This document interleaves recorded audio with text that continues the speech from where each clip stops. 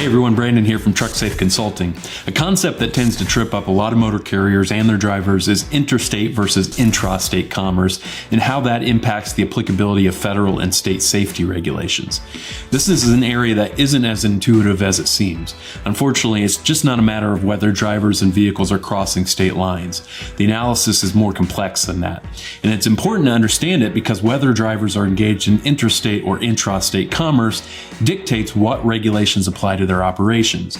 So in this video, we'll try and break it down as best as we can. So stay tuned, and if you're watching on YouTube, please hit the like and subscribe buttons below to keep up to date on all of our DOT related content.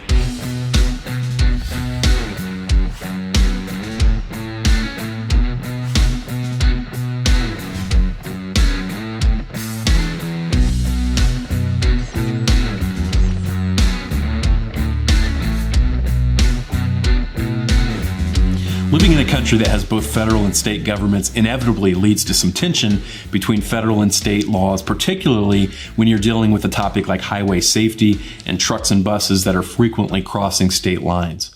Now, under the U.S. Constitution, powers that are not explicitly granted to the federal government are generally reserved to the states, and the states have broad police powers to enforce laws protecting public welfare, safety, and health.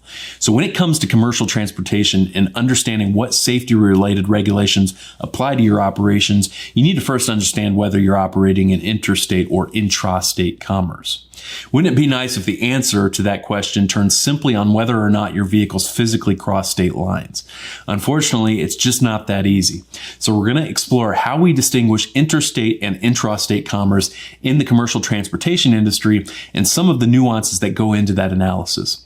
We're going to wrap up this video with some practical examples of both interstate and intrastate commerce so you can get a feel for how the distinction plays out in the real world. For decades, federal and state courts have wrestled with the question of what constitutes interstate or intrastate commerce, particularly in the realm of commercial highway transportation. Now, for its part, the Federal Motor Carrier Safety Administration has defined the term interstate commerce in its federal safety regulations as trade, traffic, or transportation in the United States that is, number one, between a place in a state and a place outside of such states, including a place outside of the United States. So this is the intuitive one. Interstate commerce most definitely includes transportation between states and between countries. But here's where things start to take a bit of a turn towards the confusing.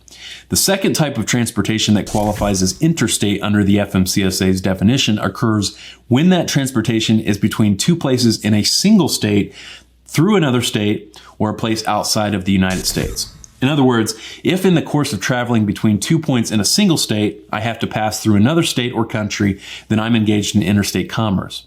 A good example is if I'm moving freight from New York, New York to Syracuse, New York, but the most direct route between those locations takes me through Pennsylvania, then I'm engaged in interstate commerce even though my origination and destination points are both in New York.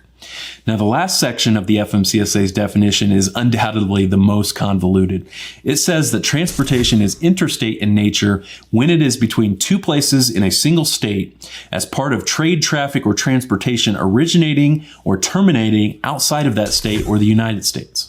Okay, so we're going to have to break this one down for sure. So according to that definition, I'm engaged in interstate commerce if I operate solely between 2 points in a single state, if I'm doing so as part of transportation that originated outside my state or country. What exactly does that mean? Well, as I mentioned at the start, the interstate and intrastate distinction is something the courts have tackled for several decades. And this last section of the FMCSA's definition is really born out of some of those old court cases. Those cases essentially say that interstate commerce is determined by the essential character of the movement manifested by the shipper's fixed and persistent intent at the time of shipment, and it's ascertained from all of the facts and circumstances surrounding that transportation. So more directly, when the intent of the transportation being performed is interstate in nature, even when a particular leg of that journey happens within the boundaries of a single state, the driver and vehicle are engaged in interstate commerce and are subject to the federal rules. So in short, it matters less about whether the driver and vehicle physically cross state lines and more about whether the freight or the passengers they're hauling at any given moment are moving in a continuous stream of interstate commerce. Now, again, this is without question one of the more difficult concepts about regulated transportation to grasp. So we'll run through some practical examples in a few minutes to hopefully demonstrate how this plays out in practice. Before we get there, though, we should first talk about at what level the interstate and intrastate commerce distinction is made. In other words, does all of the freight in the vehicle have to be moving in interstate commerce for the driver to be subject to the federal rules? Well, the answer is that technically the distinction is made on a load-by-load, package-by-package, and passenger-by-passenger basis, meaning that if a driver is transporting a mixed load of intrastate and interstate goods or passengers, the driver is engaged in both interstate and intrastate commerce and is technically subject to two or more rule sets: the federal safety rules and the rules of any state in which he or she is operating. Now, that seems pretty problematic from an operational standpoint, because how in the world are transportation companies able to manage compliance with the federal rules and the rules of every state in which drivers operate? Well, in reality, and in my experience, most carriers are not looking at this question on a package-by-package basis to determine what rules apply. Now, there are certainly some segments of the industry where it's a lot easier to make that determination. Long-haul truckload services, for example, are typically interstate in nature and subject to the federal rules. On the other hand, local construction-type transportation, assuming it doesn't cross state lines, is often intrastate in nature. Now, in the middle of those two groups are segments like last mile and parcel delivery, which for sure reside in a much grayer area. But if there's any good news here, it's that in terms of safety regulations, compliance with the federal regulations will typically, though not always, ensure compliance with the state laws. So practically speaking, many carriers that live in that gray area of interstate and intrastate commerce will follow the federal regulations, and that will usually result in their drivers also being in compliance with any state-specific rules if those drivers happen to transport an intrastate package. Again, that's not always the case, and there are certainly some situations where it's more advantageous for motor carriers and their drivers to follow the more lenient state safety regulations. But for a general proposition, it's accurate. So last point before we get to some practical examples, and it's this: can the interstate nature of goods be interrupted? In other words, if the freight that's on my truck is moving in a continuous stream of interstate commerce, is it possible for something to break that continuous movement such that the freight is now moving in intrastate commerce?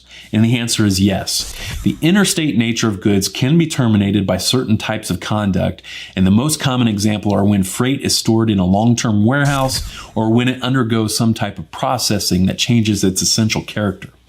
Now let's get into the examples so that you can see what I mean. Let's start with an easy one for the first example. In this example, a commercial driver transports building supplies from Indianapolis, Indiana to Louisville, Kentucky. Is the driver engaged in interstate or intrastate commerce? The answer, of course, is interstate commerce, since the driver is physically crossing state lines from Indiana to Kentucky. All right, let's step it up a little. In example 2, a commercial driver transports small packages from a parcel distribution hub in Austin, Texas to various points within Texas. The packages originate from various points in the United States, including some in Texas. Is that driver engaged in interstate or intrastate commerce? Now, if you're thinking this is a trick question, you're partially right. The driver in this example is likely engaged in both interstate and intrastate commerce. Interstate when delivering packages that originated outside the state and destined to points within Texas, but intrastate when delivering packages that both originated in and are destined to Texas. The analysis really depends on the shipper's intent and whether any type of temporary storage at the distribution point in Texas terminated the interstate nature of those goods. All right, example 3 involves a driver who transports intermodal containers full of goods from outside the U.S. from the port of Los Angeles to other points within California. Is that driver engaged in interstate or intrastate commerce? The answer here is interstate commerce, since the goods contained within the intermodal container originated outside the country. This is true even though the driver himself never leaves the state of California. All right, last example. Here we have a driver who transports passengers from the Orlando International Airport to points in and around Central Florida. Is the driver engaged in interstate or intrastate commerce?